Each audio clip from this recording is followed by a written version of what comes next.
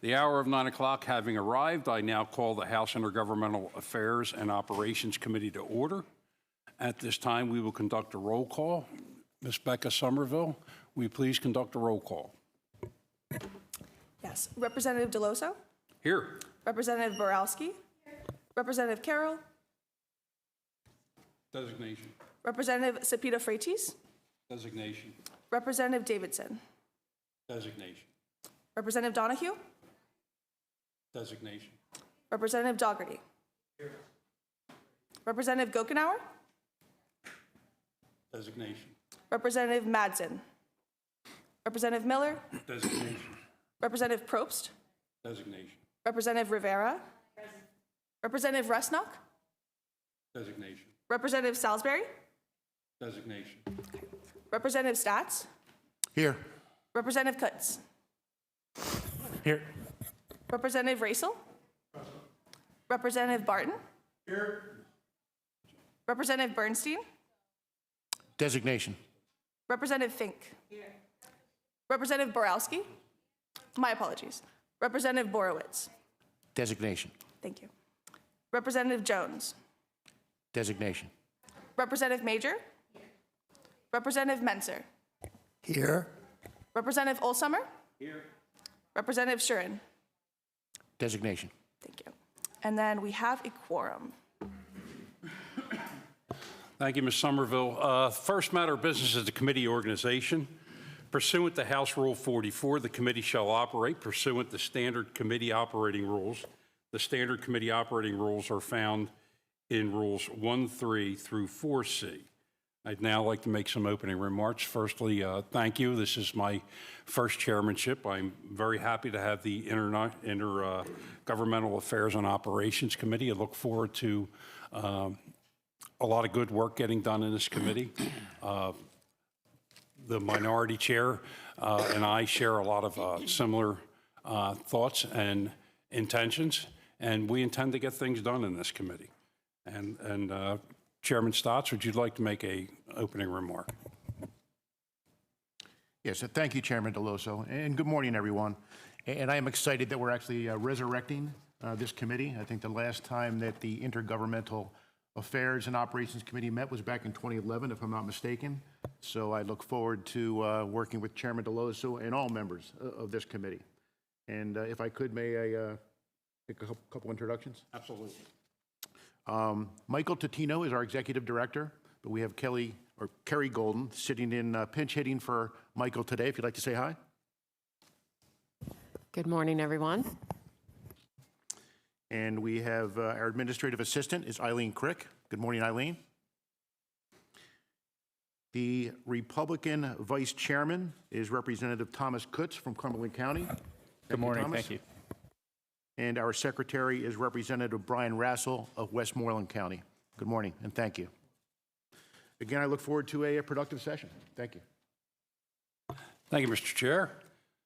And at this time, let's start taking care of business. The chair calls up House Bill 41, printers number 20. I see Chairman Conklin is here. Chairman Conklin, would you like to come up and speak on the bill? Right now, staff will read, or David will read, David Michael, the committee ED, majority ED, will read a summary of the bill.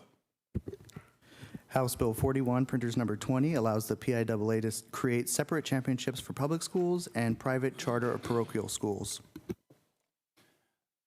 Thank you, David. Chairman Conklin, you get to make the first appearance at this committee since 2011, so make it a good one.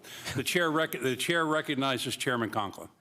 Thank you, Chairman Deloso, Chairman Stats. I want to thank you both for having me here today. In fact, 20 years ago, I served on this committee when I first came in, so it's nice to be back at the beginning again. A lot of folks ask about the bill we've brought out a few years ago, and I'll give you some back history on it. So before COVID, there were actually about a third of the high schools in Pennsylvania were talking about dropping out of the PIAA because of the issue that we're about to bring before you. And the reason they did is that when it came to competition, there became an imbalance within the playoff system. Now, for full disclosure, I have Catholic schools, Christian schools, private schools, charter schools, all in my district. In no way am I saying anything derogatory about any of these non-boundary schools. But for those that have to understand is that school districts are put into two categories. You have the boundary schools, which are your public schools, and you have your non-boundary schools. Your non-boundary schools are those schools that operate outside the public system, which basically it goes back to the 70s when the Catholic schools were beginning to close their doors, and they had to consolidate and bring schools. So that the legislature gave the opportunity for that to happen. This bill originally came to me quite a few years ago in the late, probably about 2018, 2017. Because of my age and because of my affiliation with sports my whole life, many of my friends now who can still run are referees, whether it's basketball, football, across the board. So the first phone call I received was from a classmate of mine who was doing the playoffs, and it was the girls' basketball team, and they were in the semifinals. And it was a private school, basically just a Christian school that had recruited around worldwide. The average height of the girls in the school were probably 5'2", except for the basketball team, which were all 6'4" or above. He just wanted to call me up to tell me what he considered an unfair atmosphere. Basically, at halftime, the game was over, and the private school won, which I don't take that against them. So in the meantime, one of my individuals who work in my office is the sports broadcaster back home, has been doing it for 20 years. And he began to pound me relentlessly. So in Penn State, the district which I represent, there was a big conference going on, and that's right around COVID, and that's where they were talking about leaving. So what they're asking for isn't for private schools to be harmed in any way. And I'll give you one more story before I finish up and allow you to get on with your business. My wife and I were recently at the Weiss Market in the little town of Phillipsburg getting our prescription, and a classmate of mine was telling me about the great opportunity that her grandson was having. He went to Phillipsburg Osceola High School, and he was recruited, and I say that a million times, recruited by a Catholic school. And I'm not going to use the name of it, but they win many state championships. She was saying how wonderful it is that he gets to go to this particular school. And not only is he getting a scholarship, but he'll have a sponsor that helps him pay for the extra things. They're going to supply him with a house for his mother, who's a single mother, who will get to come down and spend time with him. There might even be a job, and there might even be an NIL money for him as well. And it's a great opportunity for the young man. I know the family, very, very hard-working, struggling family. But this young man is going to have an opportunity to play at this private school. His mother is going to have an opportunity to come down there. He's going to have a sponsor who's going to pay for anything extra he needs. It's a great thing. So when you look at this, you begin to question yourself, should it be? And again, I'm not going to use schools. We know there's a school on the East Coast that never plays football in Pennsylvania until the state championships. All that my bill says, everyone can continue to operate as they have. But much like anybody who follows football, Penn State will play an Ivy League school. They'll beat the tar out of them. But the Ivy League school does not play for the championship such as Penn State plays, and they play for their own championship. The Little League World Series does not allow all-star teams from the state to be playing. They must be the local league team. All what this bill says is that we can play each other, everybody can operate the way it is, and we're going to do as other states around the country does. There's Connecticut, I believe, New Jersey, Maryland, other states. Basically, when it comes to the playoffs, it allows those teams to play in their own championship. So your boundary schools will play their championship. The non-boundary schools will play their championship. It's done across the country. It's worked very, very well. The PIAA says they don't have the authority to do this as it is, although I can tell you that the PIAA are the ones that did the local championships team without us coming in. They changed to 6 different districts without us coming in. I believe they have the authority, but rather than getting into a group, which I do like the PIAA, I think they do a great job, and rather than rattling on, I'll be quiet and allow you to ask me any questions if you have any. But beware, I will talk forever. Thank you, Chairman Conklin. Of course, the The Commonwealth celebrates athletics. We celebrate the good things that athletics could bring. There are a lot of kids that are going to get a shot at a better education because they're going to a non-boundary school, and we celebrate that in Pennsylvania. I think this is a genuinely good bill and worthy of our consideration. Are there any other questions? Oh, and let me say that we've been joined by Representative Cepeda Freites and Representative Davidson. Are there any other questions from the committee? Mr. Chair.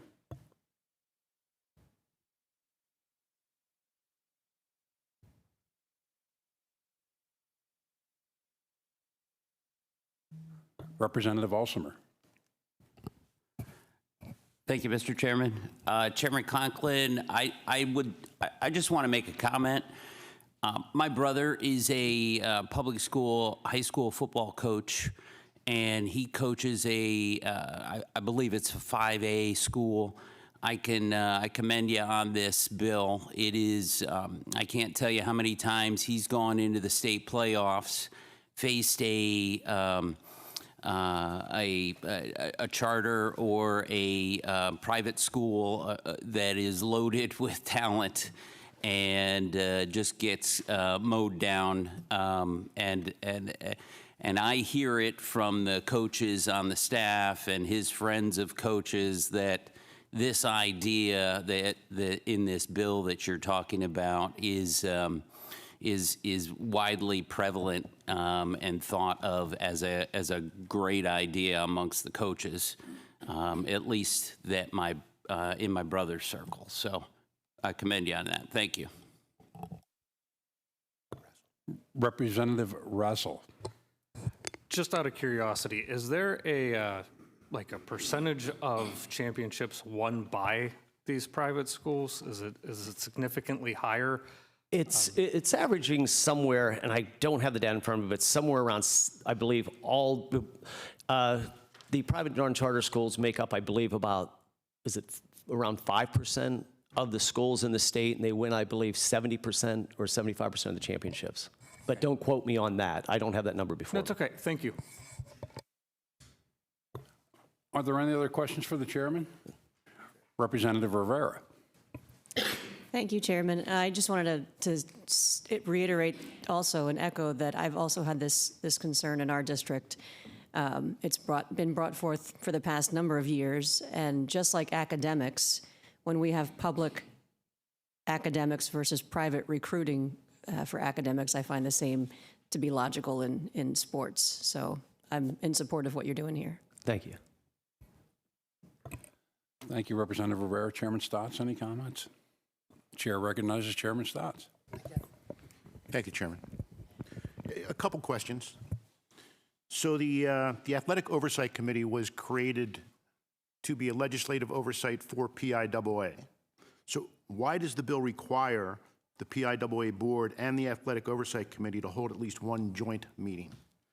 It's always technicalities, Mr. Chairman. It's always technicalities. With that, I wished my executive director was able to get into the minutia. As we all know, I wished I knew everything on every topic, but we get dependent, and you'll find out as a chairman, the longer you're there, the more you'll depend on your staff to get in the minutia of the question.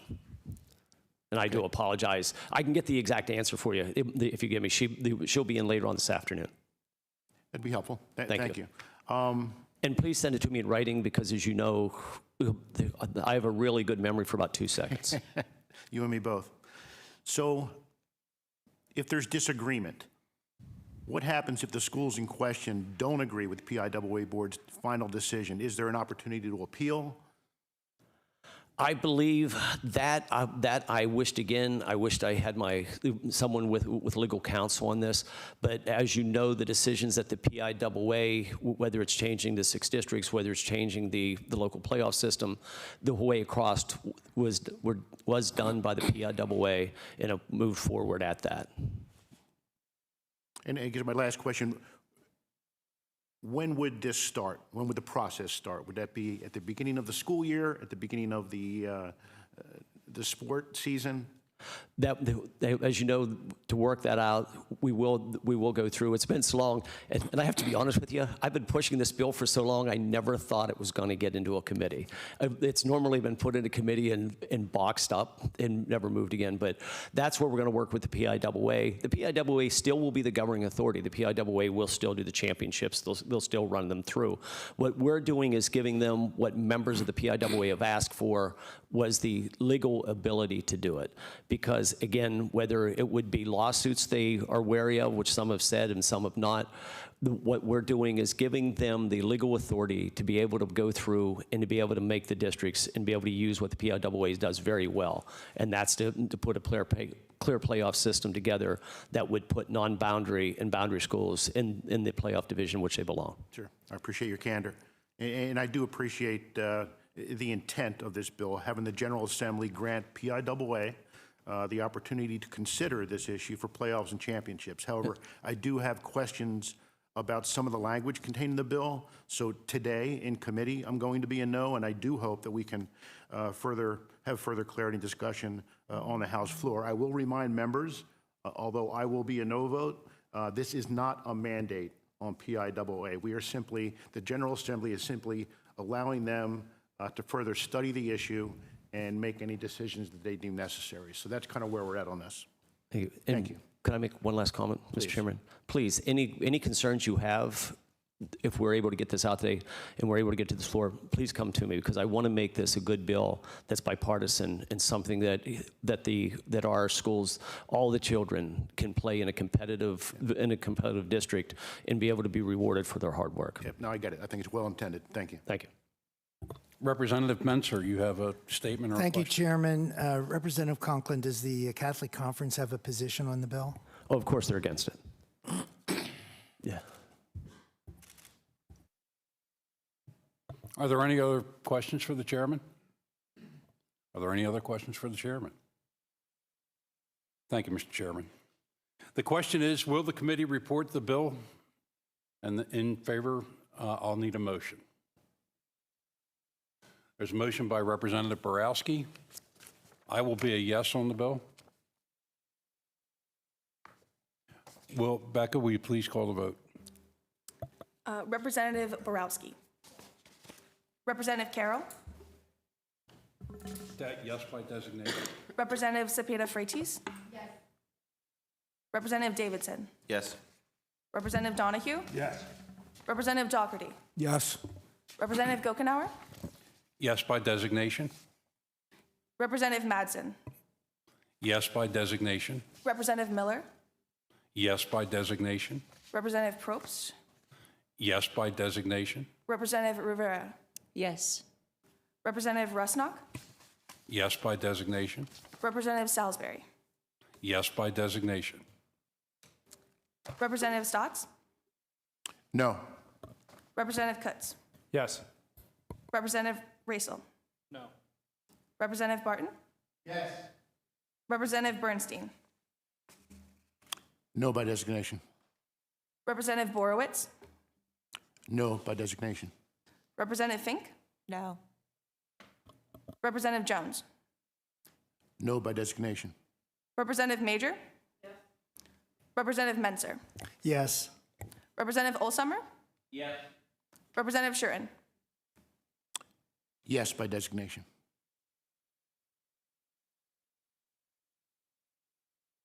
Okay.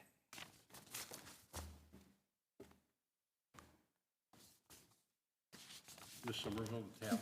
The bill passes. It is 14, sorry, quick math. 22-5. The bill passes 20 to 5. Congratulations. Pardon me, off the record? Sure. I just want to correct the record on the Catholic Conference. Only by phone call are they against it, never in writing. Thank you. Thank you, Chairman Conklin.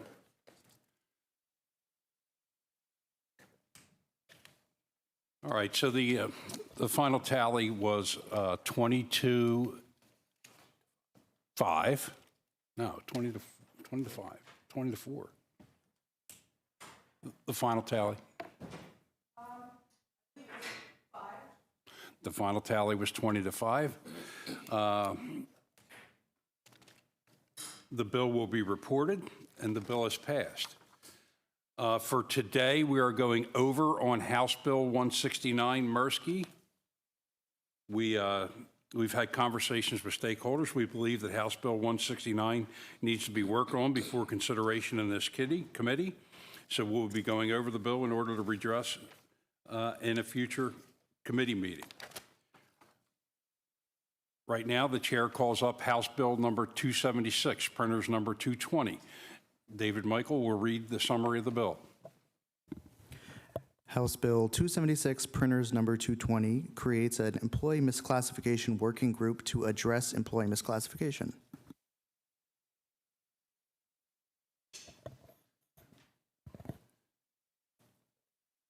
It's my bill, so I guess I can speak on it.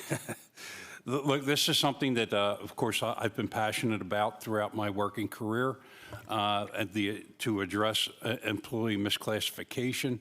This bill simply establishes a committee to study and make recommendations for future application. I know in my home county, employee misclassification is a hot button issue. It's a hot button issue with most of the building trades unions, and frankly, it enables, employee misclassification enables some of our not so fair players to attain contracts that they might not be able to get if they weren't otherwise gaming the system. I will end my comments at that. I'll entertain any questions or any comments. Chairman Stotts? Thank you, Chairman Deloso. So a couple concerns. In full disclosure, I was a no vote last session. Section 3 has revenue share information. I do have concerns that individual data should be protected. I'm not sure that it is. It's also not clear what new information the tax sharing provisions of this bill will lead to. Also, this legislation does nothing to clarify existing law, nor does it provide any education to business owners. In other words, I believe there should be more effort in compliance as opposed to enforcement or a hammer. It also seems to me as though we are trying to force the relationship between an employer and an independent contractor into a business relationship that perhaps isn't in their best interest. So, again, last session, I was a no vote. My concerns remain this session, and I will have to be a no vote. Again, I hope that we can continue discussing the bill should it be considered by the full chamber. Thank you. Thank you, Mr. Chair. Are there any other comments on the bill? Seeing none, Representative Davidson. Thank you, Mr. Chair. I just wanted to thank you for advancing legislation on this topic. Worker misclass has been long discussed in this building and is a really important area that needs further investigation. So I just want to thank you for bringing the bill up in committee today, and I'll be in affirmative. Thank you, Representative Davidson. My final comments on the bill are studying employee misclassification. This working group will not establish law. This working group will investigate and report. Yes, there is going to be access to information that might not otherwise be generally available in the process of their studies. Nonetheless, employee misclassification is not only a scourge on the Commonwealth of Pennsylvania, but it is also a convenient way to cheat the Commonwealth of its rightful tax money, workman's compensation money, and unemployment compensation money. So it's worthy of a study. It's worthy of a second look or a primary look by a committee. Therefore, I move the bill. Are there any other comments? Seeing none, the question is, will the committee report the bill? On that question, no other members. Motion by Representative Davis to call a vote. Yes, thank you, Mr. Chair. I am a yes, Ms. Somerville. Will you please call the vote? Yes. Representative Borowski. Representative Carroll. Yes by designation. Representative Cepeda Freites? Yes. Representative Davidson? Yes.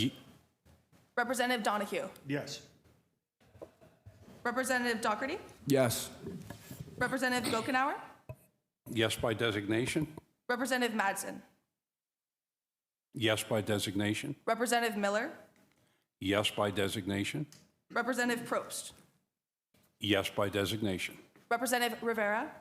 Yes. Representative Rusnak? Yes by designation.